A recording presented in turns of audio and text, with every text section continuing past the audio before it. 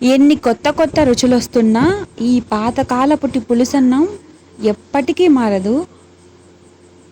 చాలామంది పొద్దున్నే నిద్ర లేసిన వెంటనే ఏం చేయాలా కర్రీస్ అని చాలామంది ఇబ్బంది పడుతూ ఉంటారు క్యారీస్ పెట్టి పంపించేటప్పుడు. అలాంటి టైంలో ఇలా సింపుల్గా ఏ కూరగాయలు లేకపోయినా పర్వాలేదు, చాలా సింపుల్గా క్విక్గా ఒక 1 మినిట్లో అయిపోతుందనమాట. ఈ వీడియో కూడా చూడండి, 1 మినిట్ అనమాట. అంత ఈజీగా అయిపోతుంది. ఇక్కడ చూపిస్తున్న విధంగా మీరైతే చేసేసేయండి.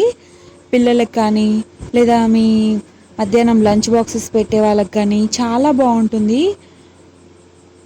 ఇందులోకి ఇంకా బెండకాయ తాలింపు కానీ దొండకాయ తాలింపు కానీ ఏవైనా కూడా చాలా బాగుంటుంది. ఇదే మాత్రం చేసుకొని నిమ్మకాయ బదులు మనం మామిడికాయ వేసుకుంటే మామిడికాయ పులిహోర అయిపోతుంది. లేదంటే ఇంకొకటి ఉసిరికాయ తురుముకొని వేసుకున్నామంటే ఉసిరికాయ పులిహోర అయిపోతుంది.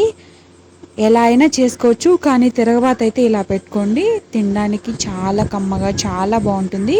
ఇవాళ మేమైతే నిమ్మకాయ పులిహోర చేస్తున్నాము. చూడండి, నాకైతే చాలా బాగా అనిపించింది.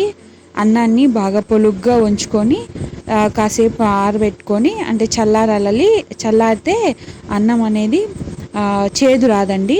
చల్లారిన తర్వాత ఇలా సింపుల్గా కలిపేసుకొని ఉప్పు పులుపు అవన్నీ చూసుకొని ఇంకా టేస్ట్ చేయడమే. చాలా బాగుంటుంది. సబ్స్క్రైబ్, నచ్చితే లైక్.